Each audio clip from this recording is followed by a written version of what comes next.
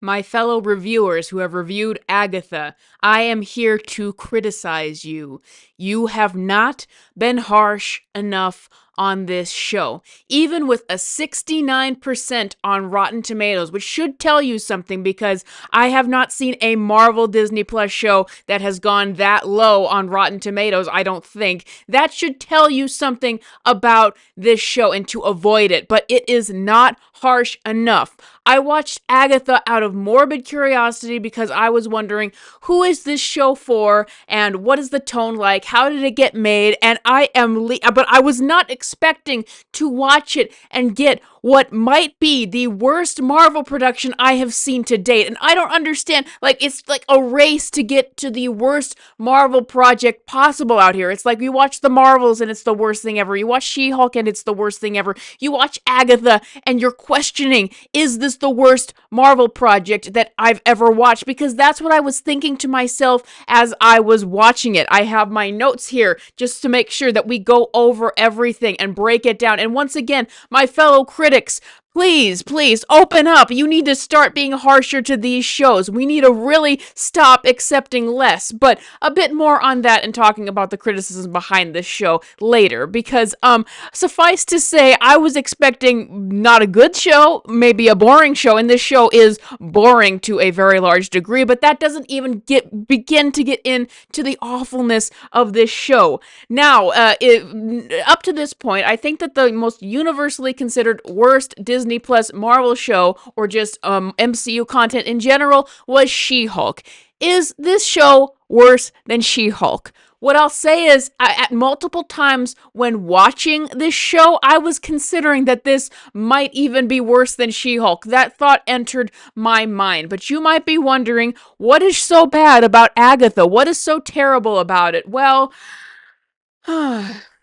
let's get into it. I have my notes right here ready. So, Agatha begins, and it's got like 40 to 45 minute episodes. It begins with Agatha Harkness as a detective, and there's been a murder. And it's this very dour, awful detective sequence where Agatha, or Agnes as she's called to in the sequence, is just the most awful, bitter person anywhere, just snapping at people and just having no good traits whatsoever. And the beginning is supposed to simulate a detective show. And as you watch it, you realize that it's not reality. It's just another WandaVision reality that the Scarlet Witch cast a spell, and that this is Agatha, aka Agnes, at this point, living out that reality. But this is the first mistake that the show makes, because first of all, this TV show that Agatha, or Agnes, is supposedly playing out is the most miserable thing I've ever seen. It's supposed to simulate a detective show once again, but it's like no one in their right mind would ever watch such a detective show, because you've got the most unlikable, despicable protagonist that's just mean to everyone, and every emotion and reaction she has is just bitterness and resentment and anger. And it's like, if you're wanting to simulate a detective show, then you should make it seem like an actual show somebody might be watching. It also makes no sense, because it's like everyone in Westview is acting this out, but all of them are canonically and in this show freed from Wanda's spell. That didn't make any sense. But this brings it to another problem, is that this detective sequence goes on for so long. It takes up almost the first episode, and this creates two problems. Number one, if you watch this show because you saw the advertising as a bunch of witches going down the witches road, you're gonna turn it off within 5 minutes, because you're gonna be like, this is not the show that I signed up for. What is this completely different show that's really, really awful? And you're gonna tune out. However, if you're like me and you watch WandaVision and you understand pretty quickly what they're going for here, then you're still gonna be frustrated, because this sequence just carries out for so long, so unnecessarily. And there's like the little hints to who Agatha really is, but even in retrospective, having watched 2 episodes, it's like, why did it take up so much time? You should have had maybe a 5-minute opening sequence dedicated to it, not the first 40 minutes where it's mostly just this detective work and Agnes and Agatha, same person, going around being this miserable character, meeting other characters where we just did not need that much of a lead up to it. It's so baffling that it took so long to get there. So it's miserable to watch and very, very boring because it's just taking up so much more time than it needs. This is also really bad, and we'll talk about this a little bit more in a minute, but to have such a big bulk of the show start off with this detective show, this just miserable detective show, so to speak, and just spend so much time in there, it's not good at establishing the tone. Like WandaVision, the unfortunate thing about that show is it started out really great and then it fell apart by the end, but WandaVision by its first episode was really good at establishing a comedic setting with a dark undertone. And this show, this opening just does not establish the tone or the premise really for the pilot, because finally, after like 40 minutes of this misery and just these little teases, we finally get the reveal that the Scarlet Witch is dead. And as Agatha realizes this, she is able to break free from the spell with the help of Aubrey Plaza's character. And then we get a very shocking sequence that I don't understand why it was even in the show, where apparently because Agatha broke free of the spell, she appears naked for some reason. And for a while, you don't see anything because it's just blurred out, but she goes running into the streets just outright naked. And it's just this really weird tone about why exactly is she naked. There's no reason for it. But if you thought you were going to get off scot-free from this, and it's just going to be censored because this is Disney Plus after all, no. We then see Agatha buck naked. We see her bare butt in front of everyone. And it's like, did I want to see that? Did I expect to see that? The answer to both questions is no. I absolutely did not want to see that, and I don't understand why they did it, because there's no motive for it in the story. Like, why was breaking free of the Scarlet Witch's spell meaning she needs to be naked? That's not what happened when everyone broke free of Scarlet Witch's spell in the original show. Why does she wait until after she runs out into the streets to put on a robe? Was this scene supposed to be comedic? And this is where the tone clashing comes in, because we spent so much time for such a miserable show, and the show does not get any better. It's still it's a very dour, very miserable show with a lot of miserable people. But there's these moments where it's like, is this supposed to be funny? Or you have characters that come in that are intentionally, obviously supposed to be funny, but the tone just clashes so much. It's like you've got a miserable show with miserable protagonists and characters and so much hate and misery, which we'll talk about in a minute. But then there's like these spats of comedy, and it's just for like 60 seconds, it'll feel like it's trying to be a completely different show. But then Aubrey Plaza's character, the witch, another witch, apparently only wanted to wake up Agatha because she wanted to defeat her and kill her. But apparently Agatha is able to use Aubrey Plaza's ego against her and say, well, you would want to fight me and kill me with my powers, right? And so Aubrey Plaza goes off for now. But then we get another problem, because the problems with this show do not stop, is they start word vomiting exposition like of these witches and all that. Like Aubrey Plaza tells Agatha, you need to get your perp back, and she keeps repeating that. I'm like, I guess that's a thing. I guess I'm supposed to assume that means her purple magic powers. But then there's the witch's road, and then there's the coven of 7 or something like that. And there's just so much lore that is just exposition dumped at you for characters talking about it, sometimes with not a lot of explanation. And it's like Jack Schaefer, who's directing this show, is just making up this lore as she goes along and just throwing it at you, and none of it makes sense because none of it gets enough time to be established, and it's all presented at you so quickly. So another example is Agatha has captured a teen, and I'm just going to call him Billy because we all know it's Billy, though it's not a good adaptation of Billy whatsoever. But there we get more exposition dump of him being like, well, I want to, I've been studying, and I want to go on the witch's road. And now they say the witch's road so much because apparently there's a witch's road that allows you to get anything you want. And Agatha wants to travel the road, but she's actually encouraged to do so by Billy, because Billy wants to travel the road so that he can start doing magic, because he's been studying, but as he says, it's not enough, and he wants to be able to levitate and do all that kind of stuff. And he convinces Agatha so that they can go together to go on this road so that she can get her powers back. But it's like it was already established in the MCU that studying can bring about you to do magical powers. Like, that's Doctor Strange's whole thing. So it's like the problem is Jack Schaefer, who did WandaVision, who wrote Black Widow, she has admitted that she did not care for comics when she tried to read them. She does not read comics, and so that is the problem. I wouldn't be surprised if she didn't watch any other MCU projects, so she's just making up lore as she goes along, and it makes no sense with the MCU. And that's another thing with this show, is it doesn't feel like Marvel at all. Like, out of all the MCU projects I've ever watched, even She-Hulk, there is not one iota in Agatha that feels like Marvel at all. It just feels like a completely separate thing, and it's why does this even have an MCU tag on it? Well, once again, where Billy's character comes in is where the tone gets all messed up, because he's very flamboyant, he's very effeminate, and he's very silly and quirky. And when you go for all this darkness and all these dark characters, because Aubrey Plaza's character and Agatha, awful people who hate each other and they hate the world and everything, but then you've got Billy, who's just this really silly character, and it's this really odd tone to have something so miserable and dark and then try to have some quirkiness in it all of a sudden. But this is the next part I want to talk about, because then we get some more exposition, basically just setting up the basic premise of the show when we're on the second episode anyway, and the second episode is another 40 minutes where it's just setting things up for the basic premise of the show, and it's just 40 minutes of Agatha and Billy going around trying to put together a team, because as is the exposition dump lore that they give you, is you have to get together a coven to be able to walk the witch's road. So they have to find other witches to go with them. And as they travel on this little road trip, they find other witches, other people that Agatha hates and that hate Agatha, and that she manipulates to come on this journey with her, and that Billy helps her manipulate. And this is what I want to get to, which I think is the biggest problem with the entire show. Agatha is a one-dimensional, miserable character, evil, just wants power, just wants to mess with other people, as far as I can tell.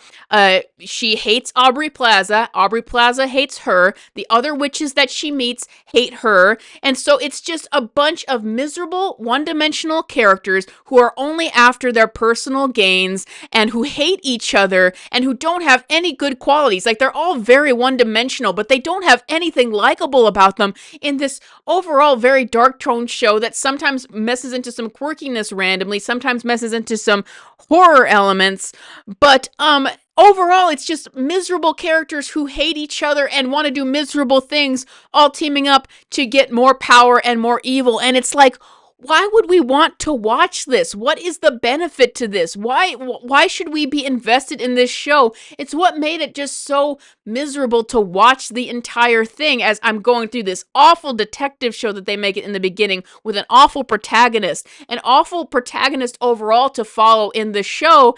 And it just goes on like that. And it's like you just want to escape this universe. And that's why I think it might be even worse than something like She-Hulk and worse than something than the Marvels. Because the Marvels, when I think about it, the thing that really stands out to me is the editing and how bad that editing was. And just that it was really incomprehensible, but it was so crazy that there was some so bad it's good moments. And there were things like Iman Vellani, who seemed to be really enjoying herself, and that was a positive there. With She-Hulk, again, I won't say that any part of that show was good, but there was stuff that you could laugh at. There was stuff that was so cringe you could laugh at. There's just none of that in this show. Once again, it's just misery. Like, you don't want to spend any time in it because of how how awful it is. Like, why should I care about anyone? Why would I want any of these characters to succeed? The only character that doesn't seem completely awful is Billy, aka the teen, but the problem with him is he's also very one-dimensional, and his only character traits is he's some sort of magic nerd enthusiast who idolizes Agatha. He simultaneously seems completely oblivious to how awful she is, but at the same time, what little character we're giving from him is that he idolizes Agatha and the witches, and that he wants power for himself. So even though he seems like an innocent, naive, just sort of quirky character, it's like, what does that really say about him if he's someone who idolizes Agatha, such an awful person, and who only wants power? Like, they had an opportunity here to make him the sympathetic character and even make him the protagonist that we can root for. Like, he just got caught up with the wrong people, maybe, if they had made Billy the protagonist. But instead, it's like, what does that say about him if he's idolizing Agatha so much? So that is an opportunity to have a sympathetic, relatable character gone. These are all either just the awful, most terrible people you've ever met who don't have much to them, or they're just completely naive. And we get that in another character later on where they throw in Mrs. Hart from WandaVision, aka Mrs. Davis. And I honestly think they just wanted to bring back actors that they worked with for that show. But she is brought in because they apparently need another person for the coven, even though she's not a witch and she has nothing to do with this. And she's apparently so clueless, she just goes along with it. And she's there to just be another quirky character to walk the witch's road for them. Like, none of this makes any sense. They throw her in there for no reason other than some comic relief, I guess.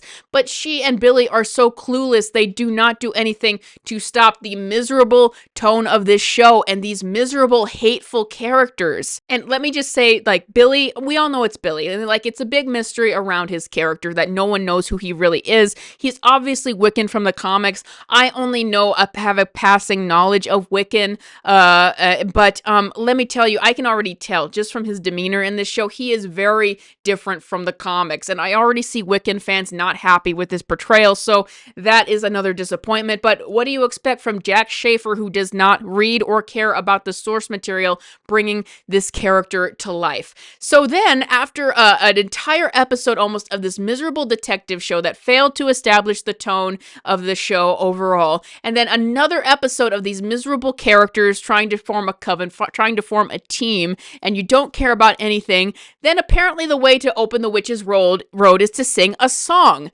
And this is another place where the tone of the show is just all over the place, because after 2 episodes failed to establish this tone for the show, other than just being really overall miserable and none of the comic relief really landing, you get this literal 2 to 3 minute song sequence. Like, they do the entire song. Apparently all these witches who hate each other and who have no other motive other than their own selfish gain from going on this witch's world all stand around in a circle and sing a song, and it goes on forever. And they really want this song to be a thing. They've really been advertising this song as a thing. They want you to like the song. They want this song to be work, but it's a song all about how bad is good on the witch's road. It's like, why would people want to be singing this song? And it just goes on for a long time.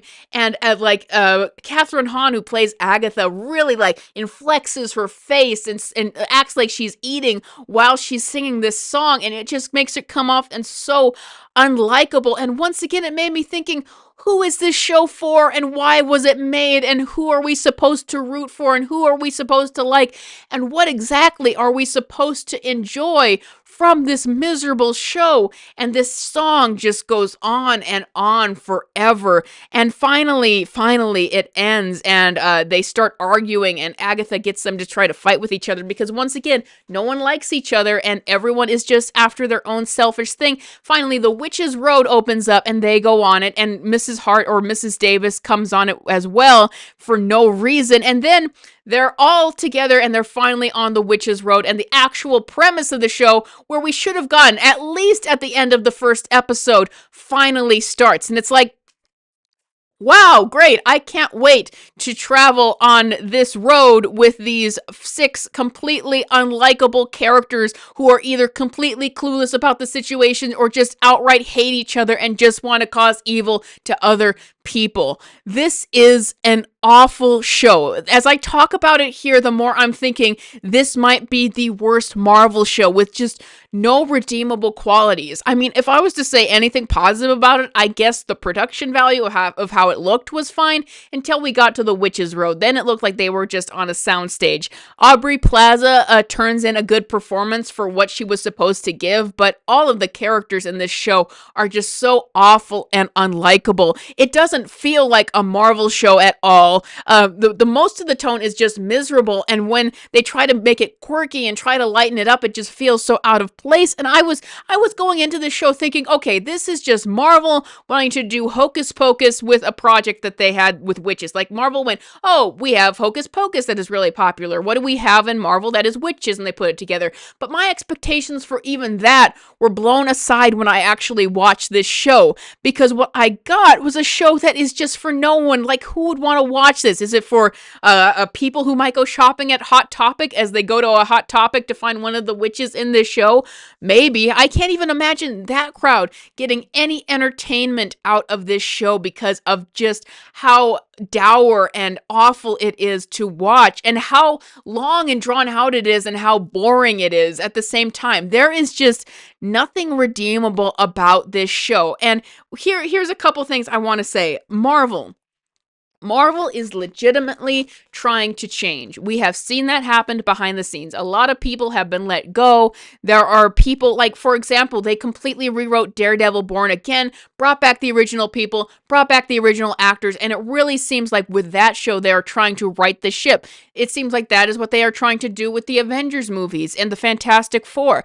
However, they are facing a similar problem now to James Gunn in the DCU, where he had so many projects in the pipeline before he even got started with Superman. 4 movies that just straight up bombed and were panned by critics.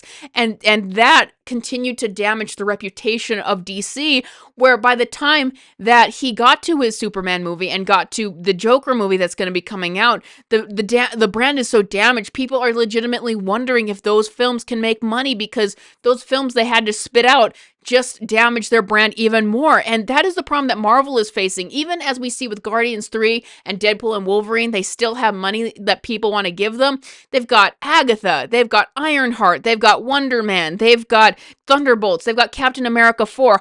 All of these films and shows that were made by the old regime with people like Jack Schaefer, who don't know the source material and who don't care, spamming it out. And it's just going to continue to damage the reputation of Marvel going forward as they try to course correct. Like, I don't know what they can do, though, because shelving shows, as WB has done, has proven to be an entirely new can of worms. Like, this is just a terrible show that should never have been greenlit. And I think it's a sign of the era of Marvel, where they were just greenlighting too much content at once, and they would have to greenlight literally everything just for more content. And it literally seemed to slip through the cracks that, oh, Jack Schaefer wants to do an awful show about just witches? Let her do it, because we need the content.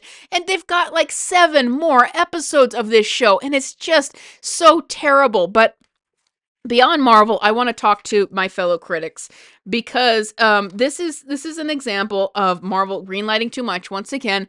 But I still see a lot of critics, like, even with the 69% on Rotten Tomatoes, just being way too generous with this show. And I would consider myself, comparatively to other critics, really, really harsh for these shows.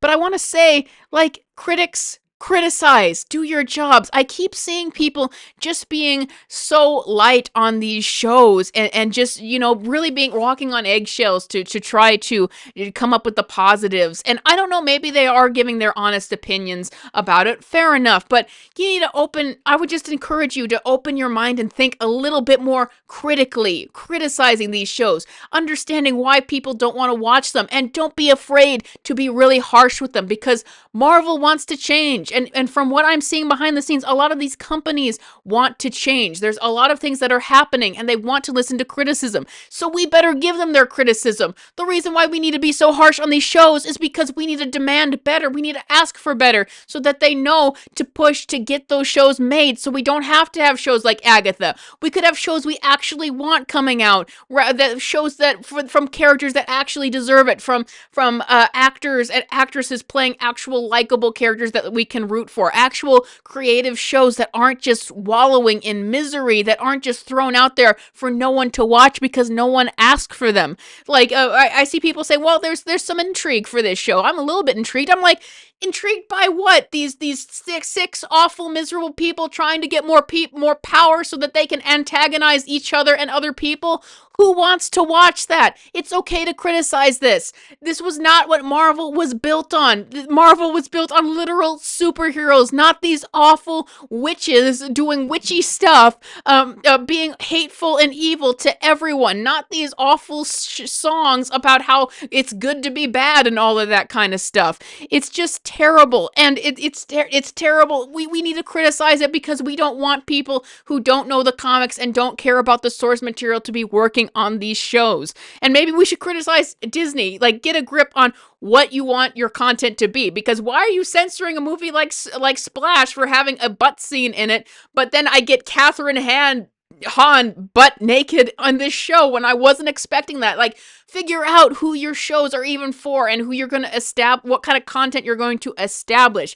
And it is so important to criticize these shows to be able, so that the companies who are willing to listen, and it seems like they are starting to get to a place where they're willing to listen to us again, they need to know what to do. It is okay to criticize things harshly. I do not know what anyone could get out of this show.